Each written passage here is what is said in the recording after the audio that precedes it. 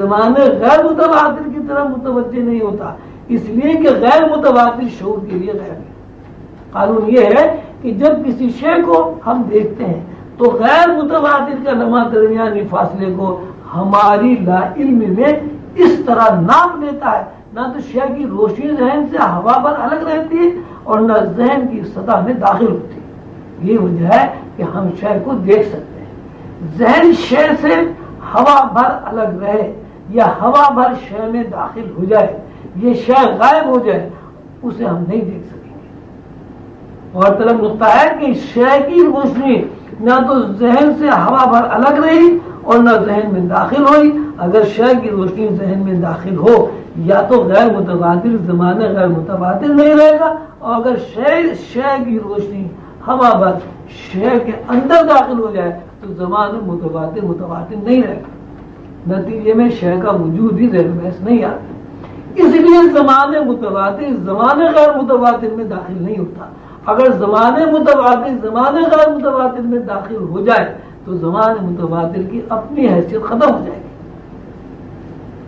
مرشد کریم قلندر بابا اولیاء ایک اور مثال دیتے ہیں، آج کے بعد پرسوں کا دن اس وقت تک نہیں آ سکتا جب تک کل کا دن نہ گزر جائے۔ اسی طرح ربیع الاول اور ذیقعد کے ماہ اس وقت تک نہیں آئیں گے جب تک کہ درمیانی مہینے نہ گزر جائیں۔ آج کے بعد پرسوں کا دن، آج کے بعد کل کا آنا زمانے غیر متواتر ہے۔ ربیع الاول کے بعد ذیقعد کا آنا زمانے متواتر کے دائرے میں آتا ہے۔ مطلب یہ کہ زمانے متواتر کے لمحات کے لیے ضروری ہے کہ ایک لمحے کے بعد دوسرے لمحے میں جانے کے لیے اور دوسرے لمحے سے تیسرے لمحے میں جانے کے لیے ترتیب کا ہونا ضروری ہے۔ زمانے غیر متواتر ترتیب کا پابند نہیں ہے۔ زمانے متواتر کے لمحات میں ترتیب کی پابندی ہی اس میں سے۔ اس کے برعکس زمانے غیر متواتر چونکہ بھی ترتیب نہیں ہے، اس لیے غیر متواتر میں ٹائم اسپیس زیر بحث نہیں آتے، جس کی مثال خواب دیکھنا ہے۔ خواب کا تجزیہ کرنے سے یہ بات سامنے آتی ہے کہ خواب دیکھنے والا 10 سال بعد کے واقعات اچانک دیکھنے لگتا ہے، حالانکہ 10 سال کے درمیانی وقفے اس کے سامنے سے نہیں گزرے، جبکہ زمانے متواتر میں 10 سال بعد کے واقعات کو دیکھنے کے لیے ہمیں 10 سال کے وقفوں سے گزرنا پڑتا ہے۔ یہ الگ بات ہے کہ 10 سال کے وقفے ہماری نظروں سے نہ گزرے۔ زمانے غیر متواتر میں کائناتی حوادث کو ناپنے کے لیے تمام پیمانے موجود ہیں، جس میں ماضی حال کو بغیر ترتیب کے ناپا جاتا ہے۔ رویا یا خیال میں ہم ایسے زمانے کو واپس لا سکتے ہیں جو ہزاروں سال پہلے گزر چکا ہے۔ رویا میں واپس لانے میں درمیانی وقفہ حذف ہو جاتا ہے۔ غیر متواتر کی سطح ایک ہے، مذکورہ بالا سطحوں میں تذکرہ غیر متواتر کی دوسری سطح ہر لمحہ ہمارے ذہن کے ساتھ کام کرتی ہے۔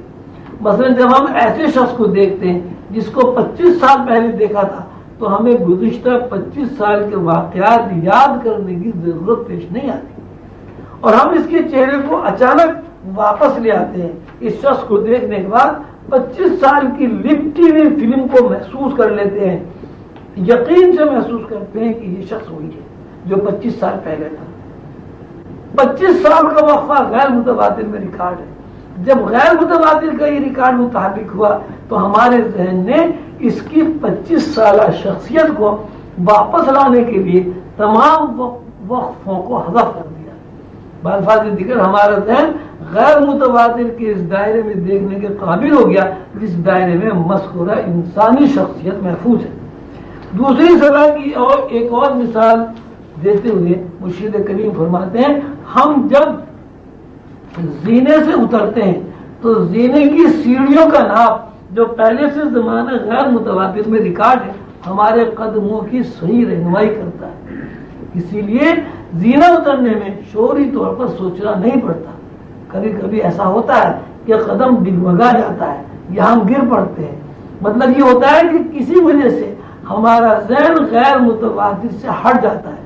وہ رہنمائی جو غیر متواتر کر رہا ہے زمانے متواتر کے ہاتھوں میں آ جاتی ہے، جس کے سبب قدم غلطی کر جاتے ہیں اور آدمی گر جاتا ہے۔ زینے کا نام متواتر میں ریکارڈ نہیں ہوتا، غیر متواتر میں ریکارڈ ہوتا ہے۔ قرآن پاک میں غیر متواتر کو علم الاسماء کہا گیا ہے، علم الاسماء وہ شعور ہے جس کا نام قلندر بابا نے اپنی اصطلاح میں زمان میں غیر متواتر رکھا ہے۔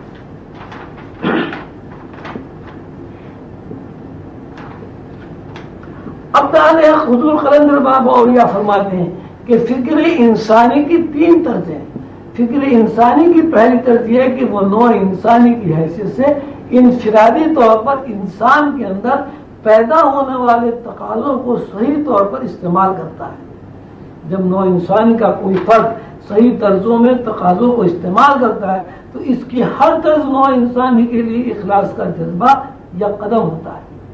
جب کسی فرد کے اندر نوع انسانی کے لیے خلوص کا جذبہ کار فرما ہوتا ہے تو وہ ایسے مقام تک پہنچ جاتا ہے جہاں اس کی فکر انفرادی تقاضوں سے ہٹ کر پوری نوعی تقاضوں کو سمجھنے اور محسوس کرنے لگتی ہے، یعنی نوع انسانی کا فرد انفرادی حیثیت سے نکل کر اجتماعی حیثیت میں داخل ہو جاتا ہے۔ اس کی سوچ اور اس کے اندر پیدا ہونے والے تقاضے صرف اپنی ذات تک محدود نہیں رہتے بلکہ سوچ اور پورے تقاضے پوری نوع کو محیط ہو جاتے ہیں۔ آسان لفظوں میں یوں کہا جائے گا کہ انفرادی سوچ نوعی سوچ بن جاتی ہے۔ جب کسی فرد کے اندر نوع انسانی کے مجموعی تقاضوں کو سمجھنے اور محسوس کرنے کی صلاحیت بیدار ہو جاتی ہے تو فکر ایسی وسعتوں میں داخل ہو جاتی ہے جہاں نوعی تقاضوں سے گزر کر کائنات کے مجموعی تقاضے اس پر منکشف ہو جاتے ہیں۔ یہ 3 طرزیں ہیں۔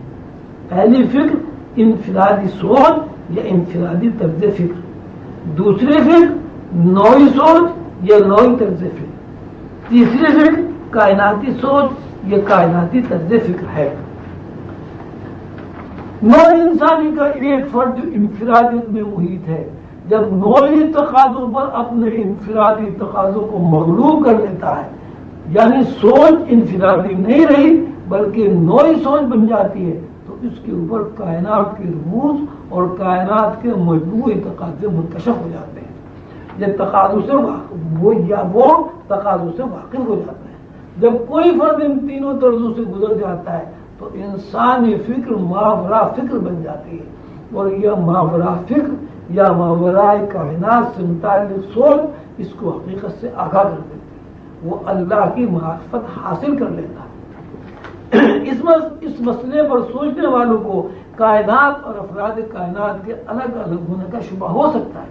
ابھی یہ کہا گیا ہے کہ 3 طرز فکر سے گزرنے کے بعد 4تھی طرز فکر میں داخل ہونے والا بندہ معرفت حاصل کر لیتا ہے۔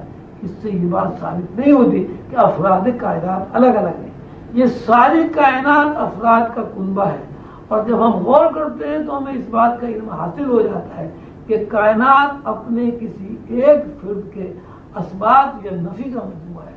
ہم نے عرض کیا ہے کہ پہلی طرز فکر سے گزر کر جب دوسری طرز میں داخل ہونا نوعی طرز فکر بن جاتی ہے، اور جب کوئی نوعی طرز فکر سے گزر کر کائنات کی طرز میں داخل ہوتا ہے، اور جب کوئی نوعی طرز فکر سے گزر کر کائناتی طرز میں داخل ہوتا ہے تو فکر کائناتی بن جاتی ہے۔ یہی اسباب نفی ہے۔ جب کوئی بندہ پہلی طرز فکر میں تقاضوں کے ساتھ موجود ہے تو یہ پہلی طرز کا اثبات ہے، اور جب وہ پہلی طرز سے گزر کر دوسری طرز میں داخل ہوتا ہے تو پہلی کی نفی اور دوسری کا اثبات ہے۔ جب یہی بندہ دوسری طرز فکر سے نکل کر تیسری طرز فکر میں قدم رکھتا ہے تو وہ دوسری طرز کی نفی اور تیسری طرز کا اثبات کرتا ہے۔ مطلب یہ ہے کہ ساری کائنات اور کائنات کے تمام افراد اثبات اور نفی میں سفر کرتے ہیں۔ ایک قدم اثبات ہے، دوسرا نفی۔ اگر تیسرا قدم اثبات ہے تو چوتھا قدم نفی ہے۔ نفی اور اثبات سے گزر کر